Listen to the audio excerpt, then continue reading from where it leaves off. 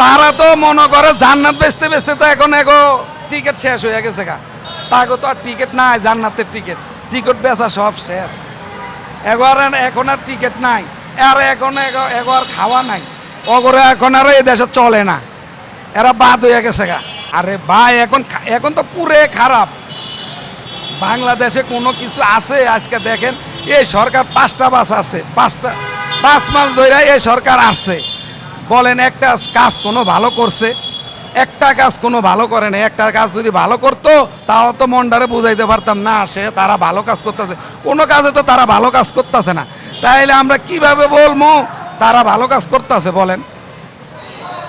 আজকে আমরা যা বলতে চাই বাংলাদেশের মানুষের কাছে, আমরা বাংলাদেশের মানুষের কাছে বলতে চাই, আমরা আর এই খুন খারামি অত্যাচার জুলুম আমরা আর এগুলা চাই না। আমরা চাই বঙ্গবন্ধুর কন্যা শেখ হাসিনা আইসা দেশটা ভালোভাবে চালাক, আমরা এটা চাই।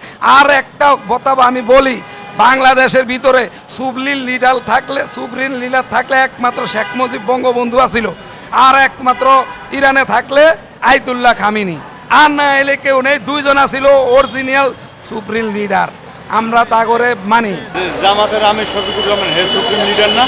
সে সুপ্রিম লিডারকে কিভাবে হইলো? আর তার দলের মানুষে তো এখন অত্যাচার নির্যাতন করতেছে, নারী ধর্ষণ করতেছে, বাচ্চা ধর্ষণ করতেছে। তারা কোক একটা ভালো কাজ করছে? তারা তো মনে করে জান্নাত বেচতে বেচতে তো এখন টিকিট শেষ হয়ে গেছে গা। তাকে তো আর টিকিট নাই, জান্নাতের টিকিট বেচা সব শেষ।